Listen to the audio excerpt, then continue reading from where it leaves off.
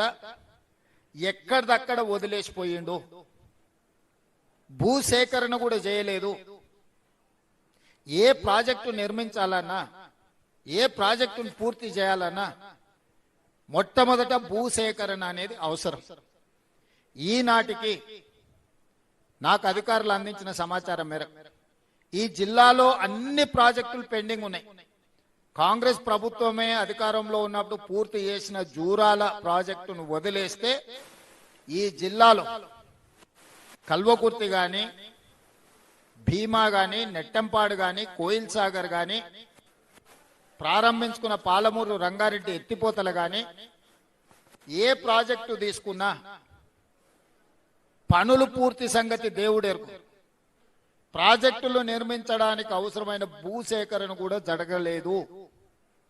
అంటే భూసేకరణ చెయ్యకుండానే ప్రాజెక్టులు పూర్తి అవుతాయని చంద్రశేఖరరావు గారు ఎట్లా భావించిందని నేను అడుగుతున్నా. అంటే ఆయన ఆలోచన ఎంతసేపు ఉన్నా పంపులు, లిఫ్టులు, వేల కోట్ల కాంట్రాక్టర్ల బిల్లులు చెల్లింపుడు, అందులో నుంచి నగదు కొట్టేసు. నాగం జనార్దన్ రెడ్డి గారు కొట్లాడి కొట్లాడి కొట్లాడి అలసిపోయి ఇప్పుడు ఆయనతోనే చేరే పరిస్థితి వచ్చింది. ఏ మాటకా మాట పాపం పెద్దలు నాగం జనార్దన్ రెడ్డి గారు ఈ పంపులలో, లిఫ్టులలో జరిగిన అవినీతి మీద ఏండ్ల కొద్ది కొట్లాడి సుప్రీంకోర్టు వరకు కూడా పోయి కొట్లాడవచ్చు. ఆయన మాట్లాడిన దాంట్లో వాస్తవం ఉంది. ఈరోజు మేము అధికారం చేపట్టిన తర్వాత ఈ జిల్లా నుంచి ఎన్నికవడమే కాదు, ఈ జిల్లా నుంచి పుట్టి పెరిగి ఈ ప్రాంత పరిస్థితుల అవగాహన ఉండి 17 సంవత్సరాలు ప్రతిపక్షంలో జడ్పీటీసీగా, ఎమ్మెల్సీగా, ఎమ్మెల్యేగా, ఎంపీగా, పార్టీ నాయకుడుగా జిల్లా నలుమూలలు తిరిగిన నేను ఈ ప్రాజెక్టులను ఒక కొలిక్కి తీసుకురావాలనే ప్రయత్నం చేస్తే అసలు ఏది ఎక్కడుందో సరిచూసుకోవడానికే దాదాపుగా 2 సంవత్సరాలు పట్టింది. ఈరోజు వాటన్నిటిని కొలిక్కి తెచ్చి ముందుకు తీసుకెళ్దామంటే ఓహో పని చేసేటట్టే ఉన్నాడు, ఇదో కొలిక్కి వచ్చేటట్టే ఉంది కాబట్టి మేమేదో కార్యాచరణ తీసుకుంటాం, రాజకీయ కార్యాచరణ తీసుకుంటాం అని వాళ్ళు బయలుదేరారు.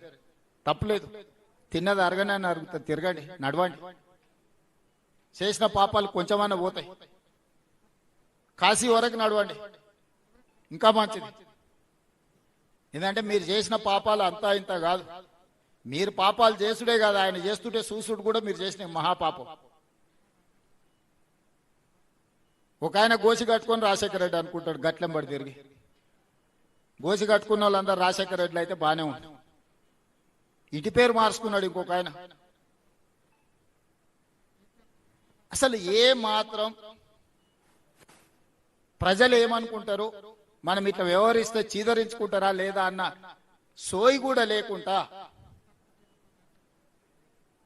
మా గురించి మాట్లాడి జిల్లాకు అన్యాయం చేసే ప్రయత్నం చేస్తున్నారు.